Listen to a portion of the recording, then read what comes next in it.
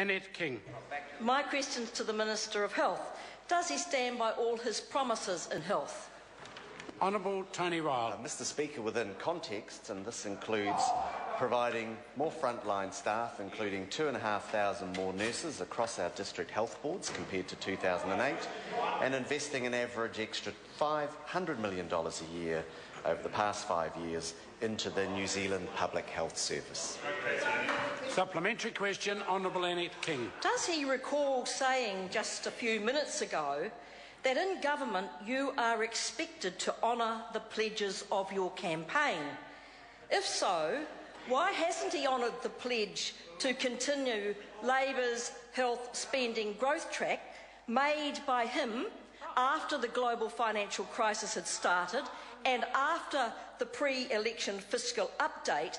And does his broken pledge account for DHB's now cutting important health services? This is. Here it is.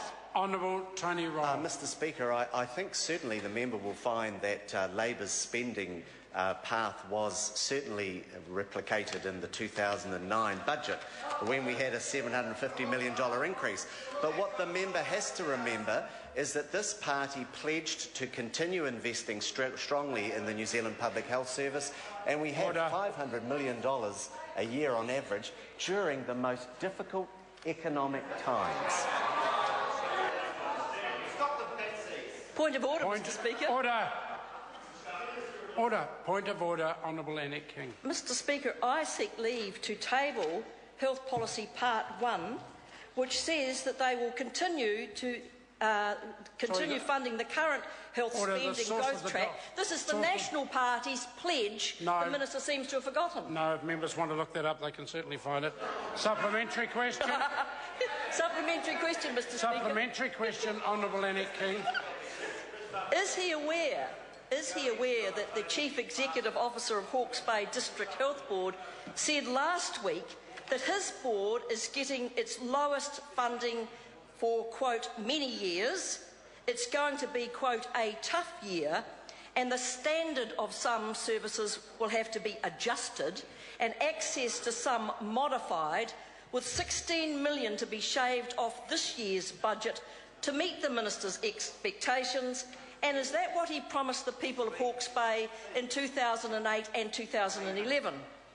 Honourable Tony Ryle. Mr Speaker, what I promised the people of Hawke's Bay in 2008 is I would restore their democratically elected health board that was summarily dismissed by the Labour Party health spokesman, who that member is actively campaigning against presently. Point of order, Mr Speaker. Point of order, Honourable Annette King. Mr Speaker, my question had nothing to do with sacking a district health board in 2008. Order. I invite the member to go back. She invited a long question, and the Minister has chosen to quite adequately address the second part of that question that was asked. Further supplementary Certainly. question. Is he aware that the Hawke's Bay District Health Board intends to cut nearly $700,000 in funding for Maori health over the next financial year, in a region where Maori have the lowest life expectancy at birth of any health districts, where the prevalence of diabetes is twice that of all New Zealand enrollees, where Maori mortality rate is twice that of non-Maori, and serious mental health illness is 25% higher than the national average? And is that what he promised his coalition party, the Maori Party? Honourable Tony Ryle. Mr Speaker, what I know is that the Hawke's Bay District Health Board has received an extra $9 million in this year's budget. That's $73 million under this government. And what I can say is the Hawke's Bay District Health Board has its Maori immunisation rate is now, I think, the same as the Pākehā immunisation rate. That was something that that member could never achieve. The work that they're doing on heart and diabetes check is a significant lift in the level of service being provided to Maori there. And there's a very significant improvement in smoking rates amongst Maori in Hawke's Bay. So we are putting more money in. We are delivering better services for Maori and all other New Zealanders, and in particular the people of Hawke's Bay. Order. Point of order. Honourable Annette Listening King. carefully to the question, I asked, was he aware that nearly $700,000 was being cut out of Maori health? the member will resume his seat. It was a very long-winded question, and I think the member adequately addressed parts of it. Supplementary question, Honourable Annette. Is he aware that the Hawke's... Point of order, Honourable David Parker. I would ask the Speaker to reflect on the tone of when he dresses down an opposition member, calls them long-winded. When the Minister of Education gave repeatedly long answers, he didn't use language which was nearly as critical of government members, and I would ask that there be a bit of equality shown across the sides. I will certainly endeavour to do that, but I remind members, and I've attempted this on many occasions to assist members when they ask supplementary questions, if they make them short and pithy, then they and I can assist to get them a far better quality answer. Further supplementary. First, Mr Speaker.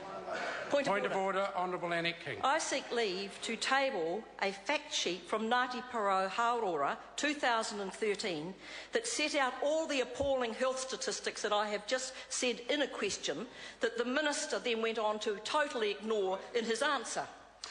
Leave us sought to table that Ngāti Porou health fact sheet. Is there any objection to that being tabled? There can be so tabled. Order. It doesn't know the difference. Is the member rising for order?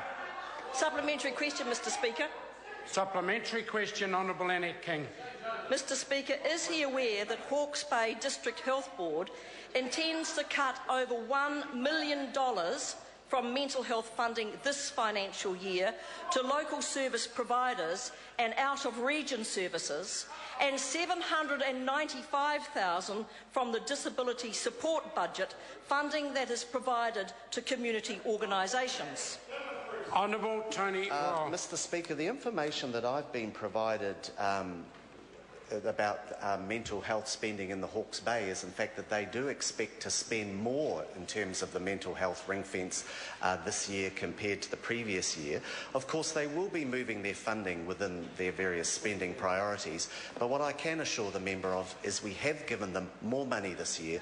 The Hawke's Bay District Health Board's budget is the highest it's ever been, and I've got to say I think they're providing very good services for the people of Hawke's Bay.